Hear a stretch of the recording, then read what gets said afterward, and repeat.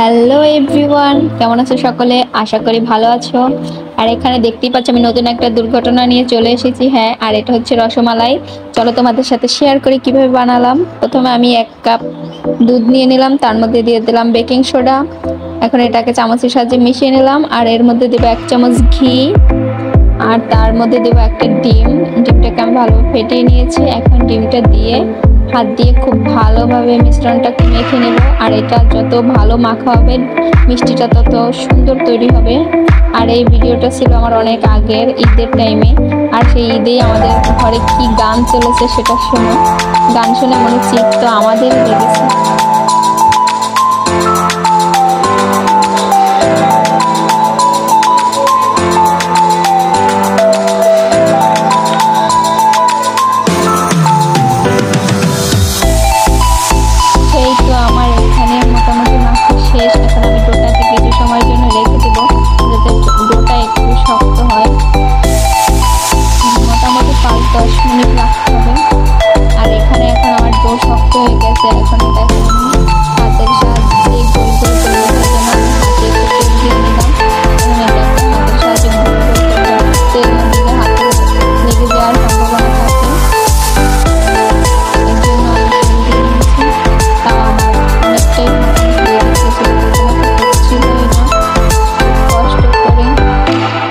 ভাবে তৈরি করেছি।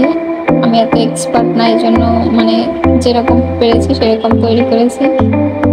এখানে আমি হাতের সাহায্যে ঘুরিয়ে ঘুরিয়ে গোল করে নিচ্ছিলাম। আর এটা তৈরি করতে মোটামুটি একটু প্যারাই লাগছিল আমার। হয়তো আমার এখানে একটা তৈরি করা শেষ। এখন আমি বাকিগুলোকে এইভাবে বানিয়ে নেব। বাকিগুলো সব বানানো শেষ। পরে আমি দুটো লম্বা করেও বানিয়ে নিয়েছিলাম ইচ্ছে করে। আর এখন এটা যেহেতু রসমালাই, এর জন্য দুধ লাগবে, এই জন্য দুধ জাল করে নিচ্ছি। চিনি দিয়ে তার মধ্যে 1 চামচ জল দিয়ে একটা ক্যারামেল তৈরি করে নিলাম। এখন এর মধ্যে দিয়ে দেবো দুধ। আর এখানে আমি পরিমাণ মতো দুধ দিয়েছি। দুধ দিয়ে এটাকে ভালোভাবে জাল করতে হবে। এর মধ্যে দিয়ে দিলাম 2টা এলাচ।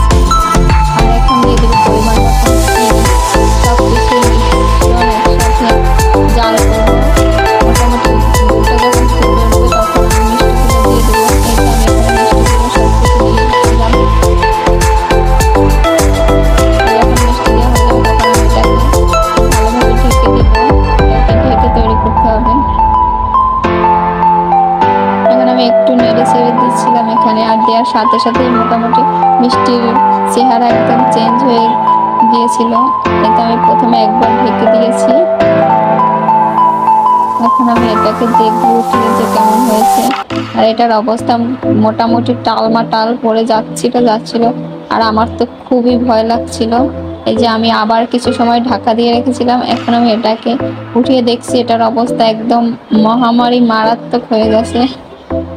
এই তো এখানে মনে হচ্ছিল পড়েই যাবে। আমি তো খুব ভয় পেয়ে গিয়েছিলাম একদম। আর এখন আমি এটাকে নামিয়ে নেব।